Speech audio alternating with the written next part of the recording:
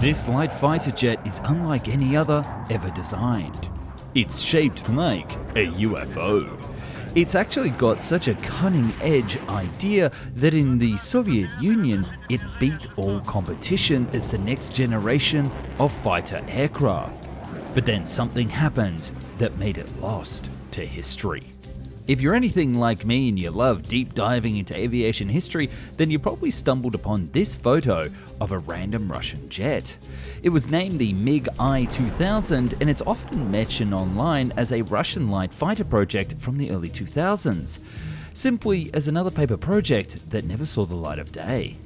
But stick with me today to hear the true story behind it, the mind of a brilliant engineer, how his beloved country failed him, and how the Iranians got their hands on one of the most prospective concepts of 90s Russia aviation. This is the story of the Mohammadov Bureau and its Project Integral.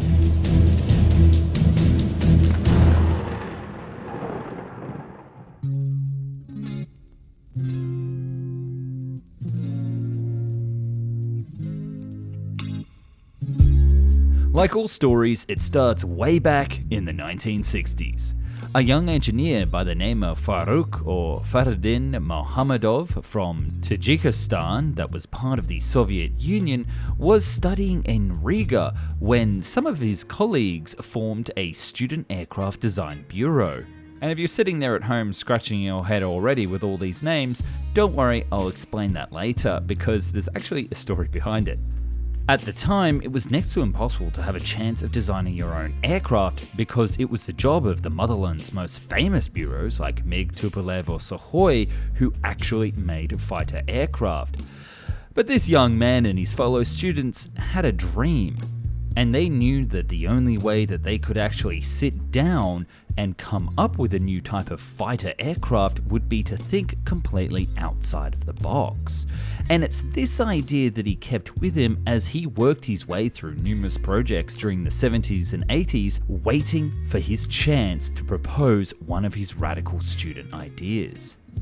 And he would get that when the Soviet Union started to look around for a new jet trainer aircraft to replace its aging Il-39.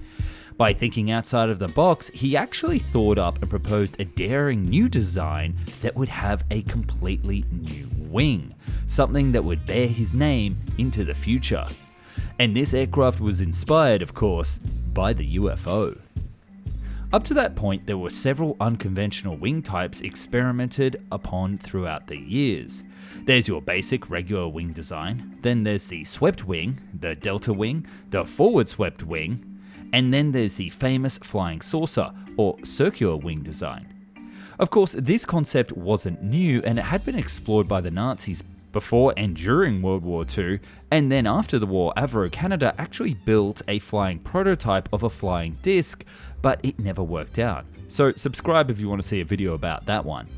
But it was actually the Americans that got the furthest. They tried to modify this design a bit and make it somewhat more aerodynamic with the Vought V173, or Flying Pancake as I like to call it, which you can watch a video all about it here on the channel.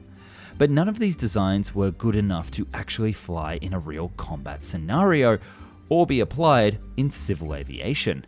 There was one important key factor missing: fly-by-wire controls. With the 70s and 80s, fly-by-wire or digital controls were suddenly gaining popularity in both civil and military aviation, and they made possible all kinds of weird designs. So the hero of our story went to the drawing board with this impossible shape in mind. A circular wing would allow for way slower stall speeds compared to the regular wing design, allow for a much higher angle of attack and maneuvers, and create more lift due to a larger wing area. This would mean that the plane would be superior in dogfights and be able to go toe-to-toe against the West no matter what they threw at it. But of course, the circular wing also had its flaws. The Vought 173, for example, would act as a giant air brake at a high angle of attack, so during landings and takeoffs, there was a significant chance of crashing, and the control surfaces weren't large enough to properly control the aircraft. So our protagonist came up with an idea to fix all of this. He integrated a standard swept wing into the circular base, all while keeping the fuselage itself pretty standard with horizontal and vertical stabilizers and intakes integrated into the circular part of the wing.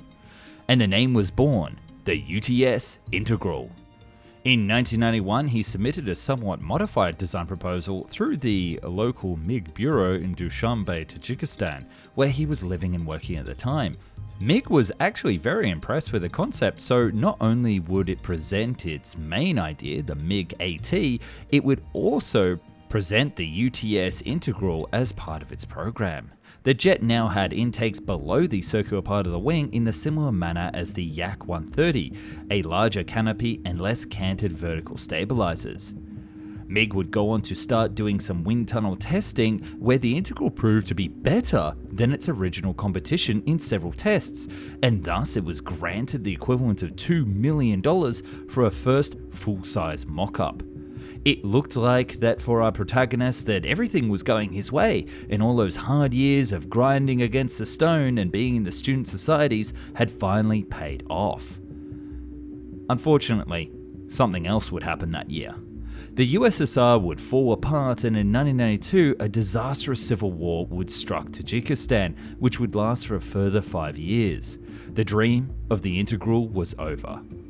Well, sort of, because you can't keep a good idea down. Even though he had lost funding, job, and had to flee the country with his family, there was a new player on the market who was very interested in his work: Iran. He did a patent of his design for both the wing and the light fighter concept in 1992 under the name of Fakhreddin Mohammadov. And that's where the curious name issue comes up that I mentioned at the start. His autobiographical book, The Aerospace Engineer of the 21st Century, was signed under the name of Farouk. It's hard to say what's the truth. Was it his son or brother that released this book? I don't know. Anyway, let's continue on with the story. He was previously working on a proposal of a new transport aeroplane for the Iranians, which fell through, but the Iranians kept in contact with him and wanted him to bring his ideas for a new light fighter jet. And wouldn't you know it, he had the perfect idea. They funded a full-size mock-up based on his design, and the new light fighter, Shafag, was born in 1998. To come up with this new insane aircraft design, you need the best of the best when it comes to writing tools, and it doesn't get any better than winning one of the best inventions of 2022 from Time magazine. That's right, I'm talking about the hover pen from Novium, today's video sponsor. These hover pens are timeless, great to use, refillable, and sit at 23.5 degrees, the same as planet Earth. Yes, that's right, the pen's just floating there. You can actually spin it around on its axis, which is a lot of fun. But it gets seriously cool. The Interstellar Edition HoloPens come in a range of colors, but one of the special colors of the HoloPens has real meteorite shard inside of it, meaning it's 4.56 billion years old, and possibly the oldest thing you'll ever touch in your entire life. Damn. Honestly, the hover pen is the perfect gift, and I'm going to be giving one to my father on his birthday soon.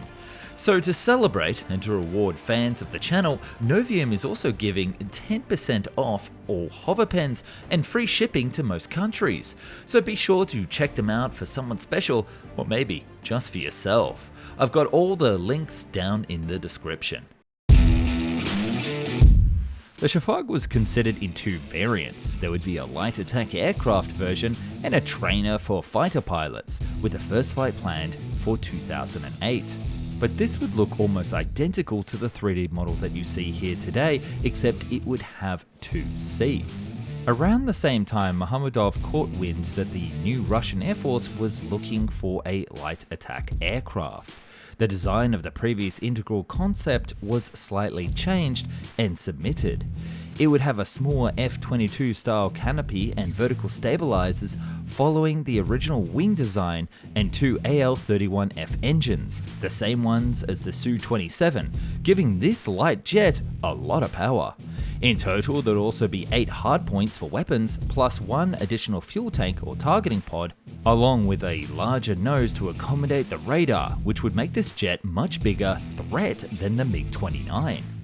As stealth was very quickly becoming all the rage, the radar cross-section was reduced with canted stabilizers, S-ducts for the engines, and an overall design choices like a flat exhaust nozzles, diamond-shaped wings, and an alternative internal weapons bay configuration that could hold up to 4 missiles. So this new light fighter was quite the weapon. In the US, the Jane's Defense Weekly picked up on this project and published an article in 1998 incorrectly calling it the LFI MiG I-2000. But this jet was never a bid for the failed LFI program, nor was it designed by MiG, and even the name was incorrect. It was actually called the Integral 2010 LBS, or Light Combat Aircraft. Unfortunately, there was still no one to hear the ideas of Mr. Mohammadov in the Russian government. Despite everything that had happened and even his prior history of being pretty much a genius when it came to aircraft development, the Russian government still turned to Sukhoi, MiG, and its fellow big aerospace firms. So once again, Mr. Mohammadov had to return to the Iranian government. It's actually quite hilarious when you realize at this point just how many times Mr. Mohammadov recycled the same aircraft design. Because the next concept for the Iranians was actually based off the Integral 2010, but it changed to a single RD-33 engine which would make it available for the Iranians. After all, they didn't have access to the Russian AL-31F. The cockpit nose section and intakes were changed to resemble a Super Hornet, and the radar cross-section was second place with its simplicity and price being pushed forward. So any of those fancy smancy radar reduction technologies were abandoned. However, due to the various sanctions and even Russians raiding his offices because they didn't like that Farouk was working with the Iranians over them, this project was never pushed further than the design and scale model phase. Pretty much at this point, Russia said you either work for us or you work for nobody, and that's exactly what he did. His last concept was aimed at the new PAC-FAR program. It was the year 2000 and MiG was slowly falling behind Sukhoi with the constant delays and failure of their MiG MFI, better known as the MiG 1.44 jet. It was apparent that a new program would need to be started for a 5th generation fighter for the Russian Air Force, and Mohammadov was right there banging on the door, screaming that he had the idea the entire time. Vityaz 2000, or Night 2000, was to be his magnum opus. After analysing the JSF, or more precisely the F-35 development, he designed a new jet around his integral wing design, but with stealth being the '1 priority. The wings were once again slightly more swept back, with part of the circular wing serving as a steerable LERX, just like the Su-57 has today. The intakes were also redesigned the same way as the F-35, with a DSI bump removing the need for a complicated air intake ramps. All of the weaponry was then located inside the fuselage and the engine nozzles were hidden between the canted vertical stabilizers. This would be powered by the mighty AL-41F from the MiG MFI, which was designed for supercruise, so both the maximum speed and supercruise speed was to surpass the F-35. With a 12-meter wingspan and 15 meters in length, it would put it in the same size category as the F-35, but if they went toe-to-toe, this aircraft would absolutely dominate it. But this new 5th generation jet wasn't to be a light multi-role one, but a heavy air dominance fighter just like the F-22. And next to a bureau like Sukhoi, a small no-name company had no chance in winning the contract. And I hate to say this for like the 5th time in the video, but at the end of the day, the powers that be decided to go with a name brand that they knew, and probably who was putting money in their pockets. So this aircraft concept as well just remained a drawing on paper.